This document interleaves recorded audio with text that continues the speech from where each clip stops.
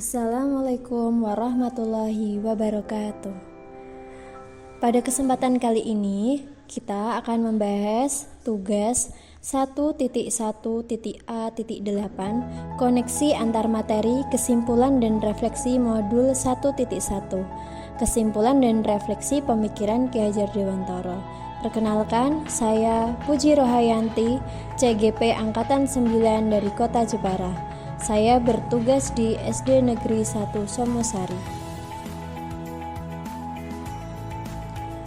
Hal pertama yang akan saya bahas yaitu tentang pendidikan dan pengajaran. Pendidikan dan pengajaran adalah hal yang berbeda. Pengajaran adalah bagian dari pendidikan. Pengajaran adalah proses pendidikan dalam memberi ilmu untuk kecakapan hidup anak secara lahir dan batin. Hakikat pendidikan adalah menuntun terhadap segala kekuatan kodrat yang dimiliki anak agar ia mencapai kebahagiaan dan keselamatan sebagai manusia maupun anggota masyarakat. Sebelum mempelajari modul 1.1, pembelajaran yang saya lakukan: 1. Fokus aspek kognitif. Yang kedua, mementingkan tuntas KKM, kurang memperhatikan karakteristik murid. Yang ketiga, fokus mentransfer materi pelajaran. Yang keempat, pembelajaran berpusat pada guru sehingga murid pasif dan motivasi belajar masih rendah. Yang kelima, murid sebagai objek pembelajaran. Yang keenam, merasa gagal jika banyak murid yang tidak tuntas KKM. Yang berubah dari pemikiran atau perilaku saya setelah mempelajari modul ini adalah: yang pertama, saya menyadari apa yang saya pikirkan dan lakukan tidak tepat. Guru bukan satu-satunya sumber belajar. Seharusnya seorang guru melakukan proses pembelajaran secara menyeluruh, di mana aspek pembelajaran meliputi ada kognitif, afektif, psikomotor, spiritual, sosial, dan budaya.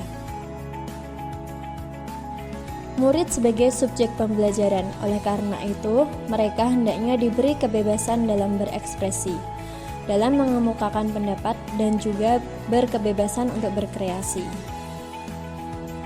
Guru sebagai fasilitator dalam pembelajaran, oleh karena itu dengan sepenuh hati guru ikhlas dan sabar menghargai setiap karakter dan kebutuhan murid. Guru juga hendaknya memberi kesempatan pada murid untuk belajar sesuai dengan kodratnya. Guru perlu belajar memahami karakteristik dan kebutuhan murid, lebih cermat melihat minat bakat murid. Yang saya terapkan supaya kelas saya mencerminkan pemikiran KHD adalah: yang pertama, merancang pembelajaran berpusat pada murid, interaktif dan menyenangkan. Yang kedua, berkolaborasi untuk memahami karakter dan kebutuhan murid. Yang ketiga, pembelajaran bersifat menuntun dan bukan menuntut. Yang keempat, menerapkan pembelajaran abad 21 di mana mengintegrasikan berpikir kritis, kreatif, komunikasi, dan kolaborasi. Yang kelima, membuat kesepakatan kelas.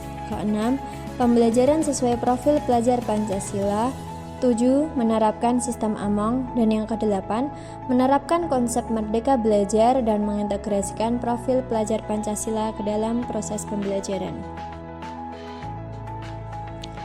Refleksi dari saya: murid dan guru menerapkan konsep merdeka belajar, berkolaborasi mengembangkan minat bakat murid sesuai kodratnya untuk mewujudkan tujuan pendidikan, yaitu mencapai kebahagiaan dan keselamatan sebagai manusia maupun sebagai anggota masyarakat.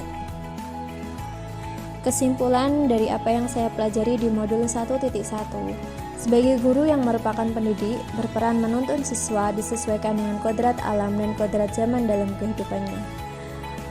Melaksanakan pembelajaran yang berpusat pada murid, memberikan kebebasan kepada murid dalam menyelesaikan tugas sesuai kreativitasnya, dan juga pendidikan hendaknya berhamba pada murid. Demikian kesimpulan dan refleksi pemikiran Ki Hajar Dewantara dari saya. Terima kasih. Salam guru penggerak, tergerak, bergerak, menggerakkan.